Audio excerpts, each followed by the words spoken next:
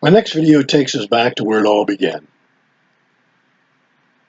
I have written God's story in 13 significant articles. You can find them on my website. The title of the website is called, strangely enough, Revelations. However, you can find my website by going to www.com, Ronald Robbins, that's Robbins with two B's, .net. And you'll find all of these on there along with several others. Well over 100 articles all about the Bible. Well, in this video, I want to take us back to the beginning, as I said, and begin God's story. Where does God's story begin? It begins in Genesis. Many people have disputed the beginning of the earth and how man was created. Besides what is written in the Bible, there is one theory about the beginning of man that has become somewhat popular. It's called evolution. This was a theory presented by Darwin, who was in his book entitled On the Origin of Species. It was written all the way back in 1859. Sometime later, in the early 1900s, Darwin was reportedly quoted as saying, if his theory, the one he wrote about in this book, had not been proven in 50 years, it would not be true. Well, it's been well over 50 years. In fact, it's been clearly close to 100 years. Still no proof has been found. And in fact, here's a disturbing factor for a lot of people who are atheists.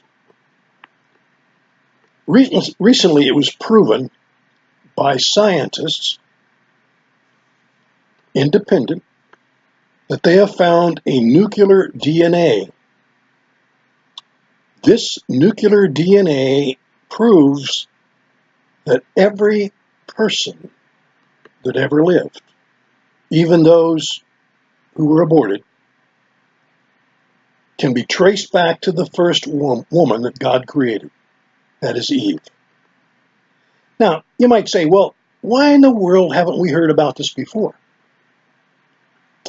Think about how long science has really been able to look at DNA with any kind of accuracy, just human DNA of all kinds. We see every once in a while, well, some poor individual has spent some time in prison and their DNA has now been proven that they were not guilty of the disease or the crime that they put into jail for. So it just seems to follow that something as unique, hard to find, but now has been found as nuclear DNA. Well, so now let's go to the Bible where God created the earth and all that's in it.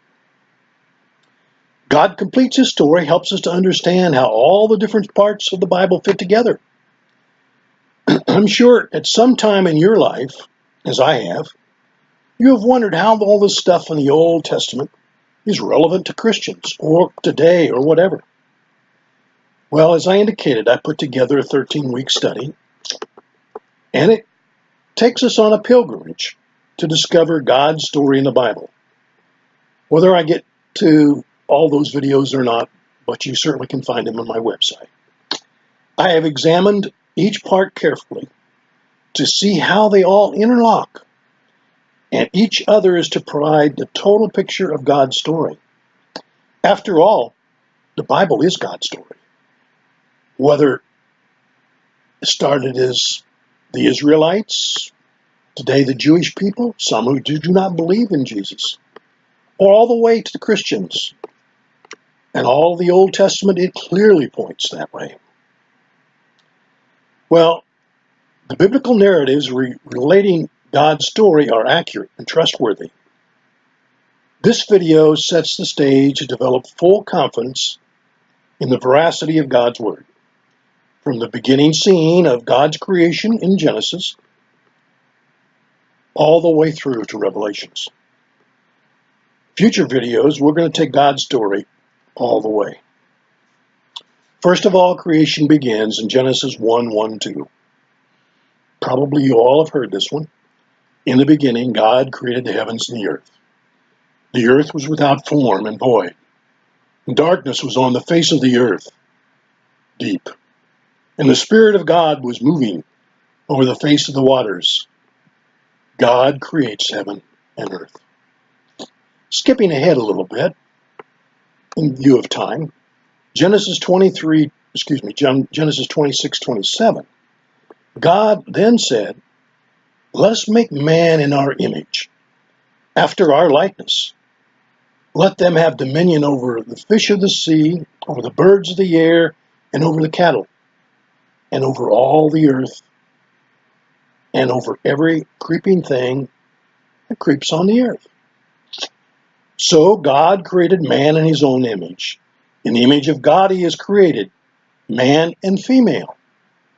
He created them. God creates man and woman. Now, when it says it's created in God's image, does that mean we're going to look exactly like God? I have a feeling that's not true. God is far beyond what we are in human form, or even later when we get our super bodies in heaven as a believing Christian.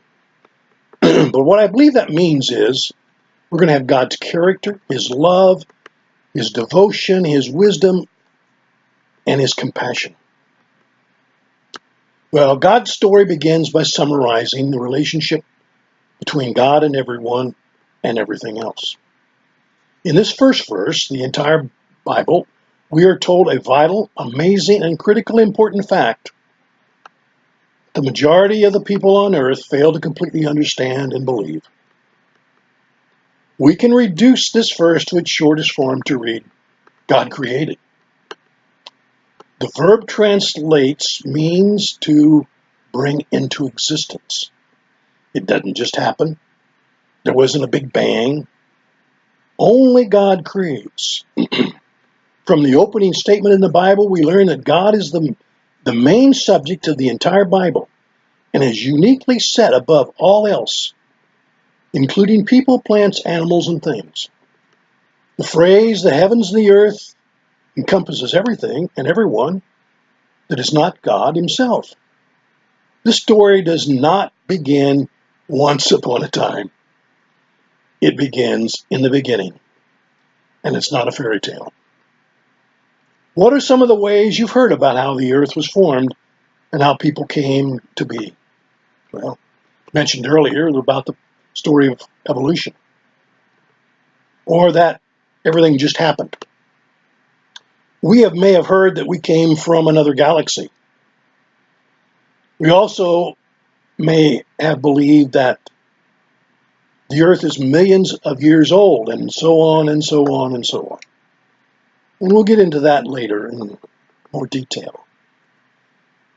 It would take more faith to believe in one of these theories than to believe that God created the earth. Think about that one. Psalm 29:1 reminds us, the earth and everything in it, the world and its inhabitants belong to the Lord. At the same time, we need to remember God is above creation, both eternal and all-inspiring. Here's a comment that we may not have thought about. Creation is subordinate to the Creator. So creation is finite, limited, and the object of God's intentions. He did not need to create the universe. He chose to create it. God saved his best creation for last. Only people were created in his image and his likeness. God speaks of people having the capacity to relate to man and man to God in a personal way. Notice the plural in Genesis 26, which I read earlier. Let us make man, likely a reference to the Trinity. Us make man. Those who believe that there is no Trinity, some think that it's God, Jesus, and Mary, That's one of these third world kinds of belief. Some believe that Jesus is not a God himself. Well, I think it talks about the Trinity all the way back, and we'll talk more about that later.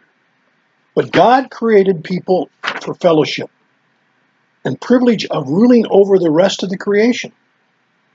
Specifically, people were to rule over fish of the sea, birds of the air, livestock, so on and so forth.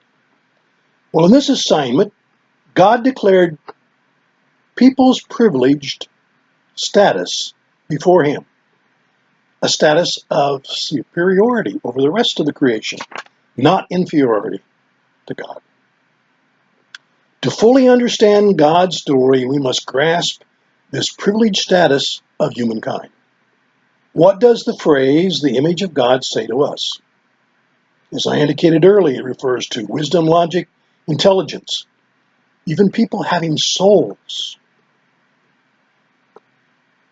However, the pronounced aspect of the image of God is the people's capacity to relate to God in a special way.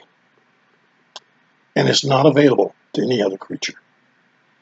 God's word is described as the instrument of his creativity.